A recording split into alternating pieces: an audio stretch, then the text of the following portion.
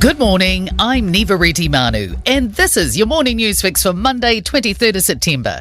In this update, the Minister for Child Poverty Reduction's taking a swing at the previous government over its inability to hit its own targets.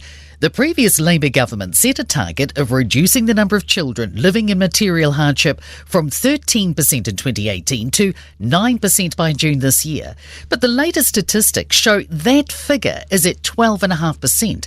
Louise Upston says that's not good enough. The reality is that unfortunately under the Labour government the three primary child poverty measures went up. What we did see, nearly 50,000 more children being raised in benefit dependent households. The last government pointed to the COVID-19 pandemic as a major reason why it wasn't able to meet its child poverty target.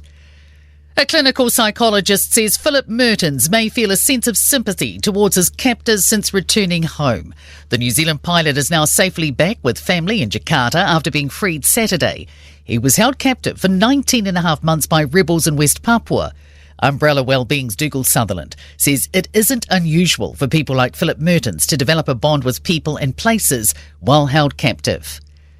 At least 4 people have been killed and 18 injured in a mass shooting in Birmingham, Alabama. Police say multiple shooters fired multiple shots on a group of people late yesterday. The BBC reports officers found the bodies of 2 men and a woman at the scene, while a third man later died of bullet wounds in hospital. No suspects have been arrested. A new international power ranking has New Zealand as one of only 3 countries declining in influence over the past year. Here's senior political reporter Sophie Trigger. According to a Lowy Institute report, Wellington's largely been left behind by Asia's fast-paced defence diplomacy.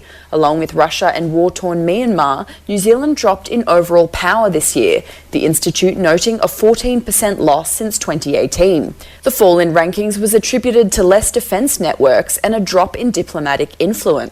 New Zealand lawyers are some of the unhappiest in the world, sparking concern for the next generation. A Melbourne University study commissioned by Life Squared Trust reveals our lawyers report greater depression, anxiety and stress rates than those overseas and other professionals. Sampling 800 lawyers over 3 years, it found 23% feel their workplace does not foster a positive culture.